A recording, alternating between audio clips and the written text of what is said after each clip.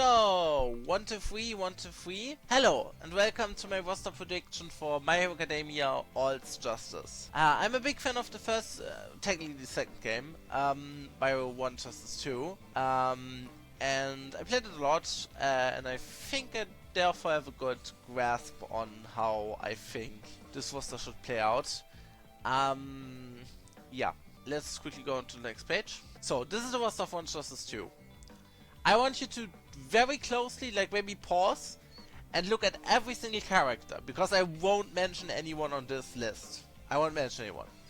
I want to also point out that there's a normal Deku, which is generally like the first 2 seasons, like where he like punches and destroys his body and stuff both at once, like full cowl. And then a shoot style, which is shoot style, and there's 100%, which is generally the form used with Eri, just without Eri for some reason. Then there is, for the Shigarakis, there's like an early Shigaraki where it's like not a good leader and it's very like childish, and then the Shigaraki after Alpha 1 left, where it starts to grow into the leader, which goes up to him like destroying the hands. Other characters that have 2 versions would be Overhaul, who has a version of himself where he is merged, I think, with the Time Guy, like his second form, not his third form. Other than that, every character in this roster has only 1 form. Okay, good. I hope you mention this. Also, you have to keep in mind every single character in 1 Justice is very much unique. They have all their own abilities, and every character, like even the Dekus, are completely different. They play completely different. Like the first Deku is more like a heavyweight with very hard-hitting attacks and also projectiles. Shoot style is very quick, but doesn't really have projectiles. And 100% is just really cool and OP and has like quick attacks and a lot of projectiles. So they all play completely different. Even the characters you think would play similar, they don't. Okay, some characters have similarities, like 100% Deku and All Might, but whatever. We're gonna go into the list. First off, we're gonna cover the characters who are 100% confirmed, which would be Gear Shift Deku or Multi-Style Deku or whatever you want to call him. I'm using Multi-Style Deku because, well, whatever. I'm using Multi-Style Deku because the whole like style is like a trend that they used for the second game, so I'm just gonna use the style moniker. Then we have Shigaraki, who I'm gonna call Final Shigaraki, or Final Style Shigaraki.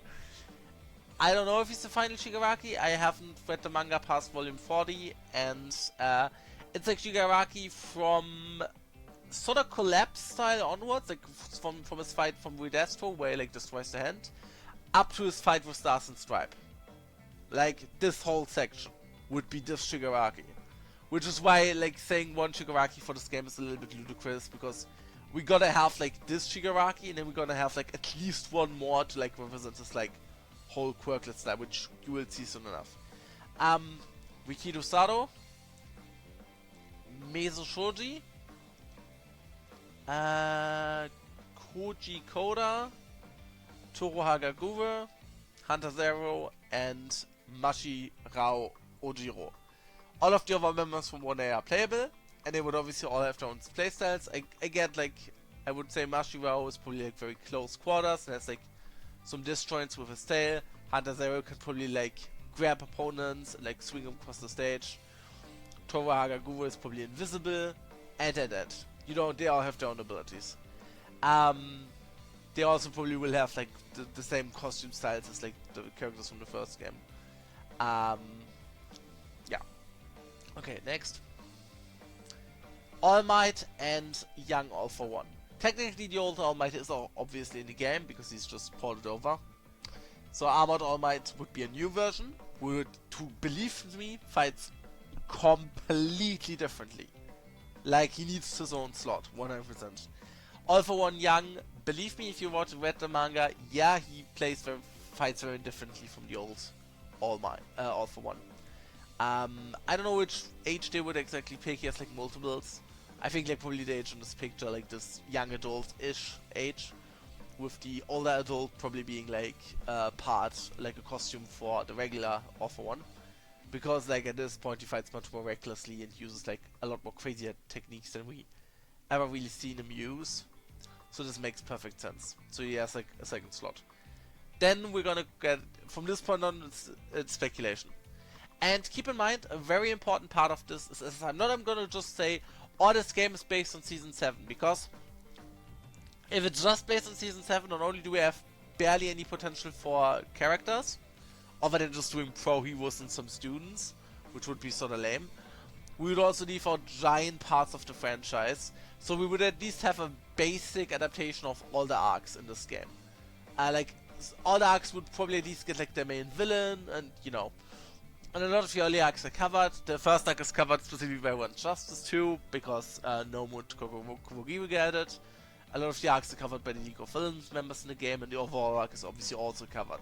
So we don't really need too many more villains in the game, but still, I will mention the ones we need.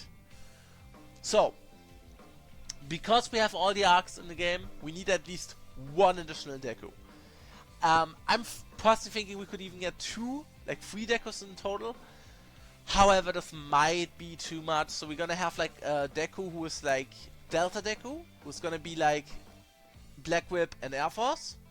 And because the game has awakenings, yeah, the game has awakenings, at least we assume it has awakenings, it's gonna work like this. If you play without awakening, he just has Air Force, so you can like have the gentle criminal fight. And if you awaken, then he uses Black Whip. That would sort of make sense. Then you can have like the bait for the gentle criminal fight, you just don't have him in his awakened form. And for the later fights, you have him in his awakened form. By the way, if you're asking where's Vigilante Deku, Vigilante Deku is basically multi-style Deku anyways. I don't think he has Fajin, I think. No, he has Fajin, just not the stronger version. So like, yeah, multi-style Deku would just like cover all the end sections, so that wouldn't really be an issue. Should just give him costumes, you know, depending on the situation. So yeah, then we have this Shigaraki.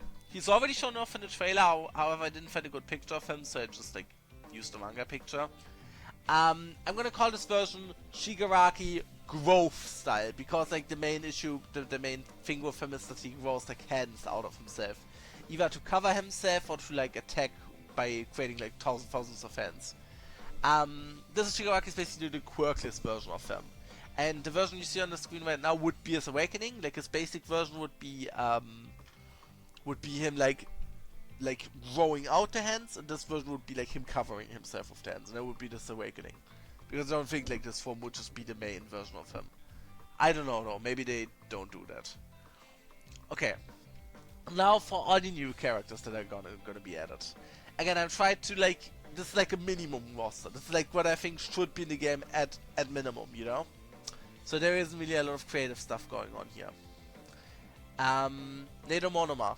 We need a couple of more members for the 1B vs 1A fights. Like, this is one section in the story where a lot of the 1A members get to shine. And we obviously need to justify them being in the game by having some story fights with them. And obviously that, like, everyone gets something to do in Season 7.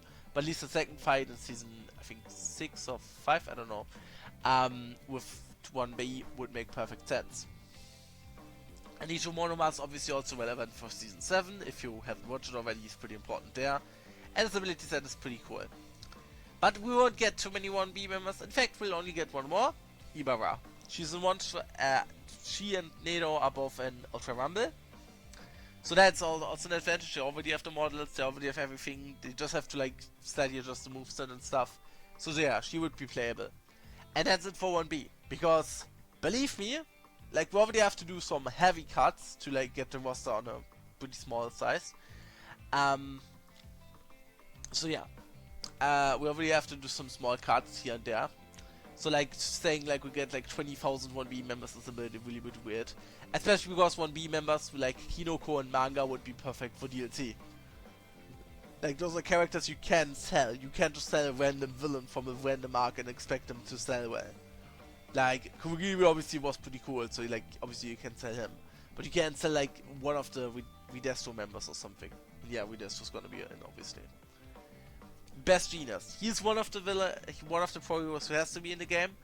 For the pro heroes too, I kept it very minimal, like just the ones we absolutely need. And the ones that actually have like a lot of fights. Best Genius is an example. Obviously, Best Genius, I don't know if I have to explain it, hero number 3 I think? Yeah. Good. Mirko, very popular, very demanded. She has to be in the game too. Wait, I forgot one character. I guess he can be the pre-order bonus. I guess I cover him next time.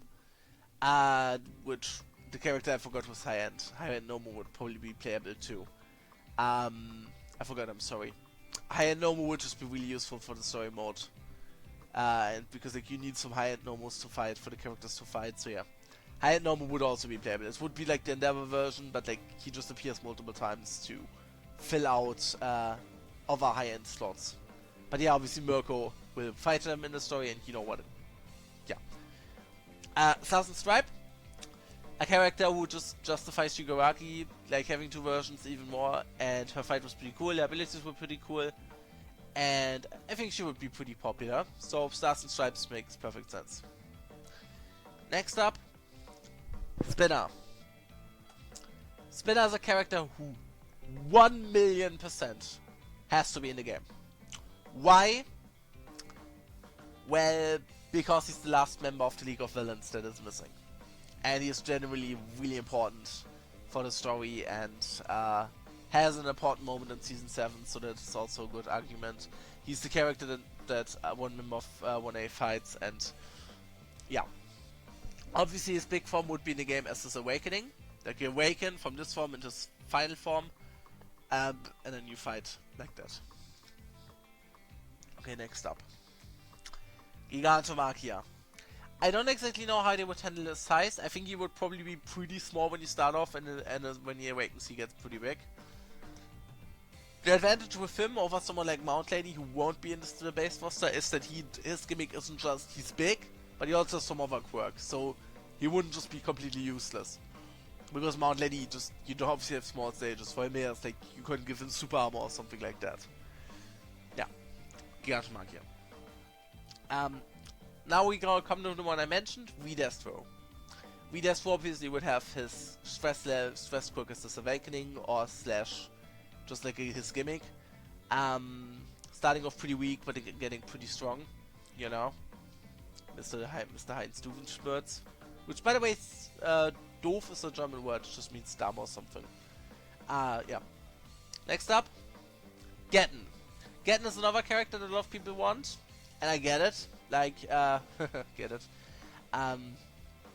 He's like the ice dude, you know, he controls ice, which we don't really have in the game other than like Shoto, and he has also his fire. Getten is also absolutely necessary because we need at least one Videstro minion.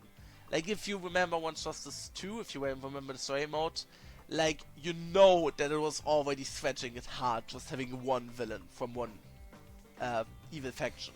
Because we had to find Cannon Rapper even in sections where it wasn't playable. Now imagine the same situation, but you have no minions. Do you fight Videstro? Do you fight some randos? For the important story battles that are emotional? No. You need at least one guy for the League of Villains to fight, and then it's gonna be Getten. He's gonna probably show up in some sections in the story mode where Cannon canonically doesn't show up. Which obviously is a bit weird, but it's still better than just having random like grunts all the time, you know, and Videstro at the end, you know. So yeah, Getten is pretty important for the story mode.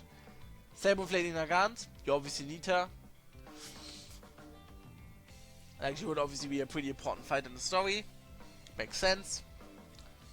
And with that, we finished the roster. I don't really think... I could have included more characters, like I could have included characters from Season 8, however I haven't read that far, sorry. I honestly can't read that far, the manga is not available in Germany at this time, the later chapters, which leads to a lot of annoying spoilers. But I think the Season 8 characters, from what I've seen, like they want to adapt like the story in a different way, the finale, which the Season 8 characters still are going to be in the game. They're going to be probably DLC. If they're not in the base game, maybe they're in the base game, who knows. But it might be DLC. Which isn't going to be that drastic anyways, because it's just like going to be some version of Shigaraki and or All for One. And Deku. It's not going to be anything really major, because there really isn't a lot of like wiggle room left. There's just not going to be a really long final battle now. Yeah. Other characters I plan to include would be like, you see the characters in the background on this picture? Like Katsuki, Ochaku, Shoto Todoroki, Toga and Dabi. I would love to give them a new version, however, from what we've seen of the game, like Katsuki has basically the same moveset, and he's freaking Strafe Katsuki, which is like a completely different version of the character, yet he plays exactly the same, which just makes me like doubt that those characters will get new versions, which is really sad. Probably Darby will get a new version, or I doubt they would just not have a new Darby. That would be ridiculous. Obviously, the new costumes will be available 100%.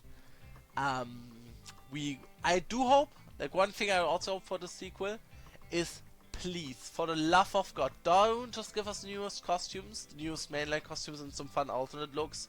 Give us every main look for the character. For Deku, for example, I think I can go back to the beginning.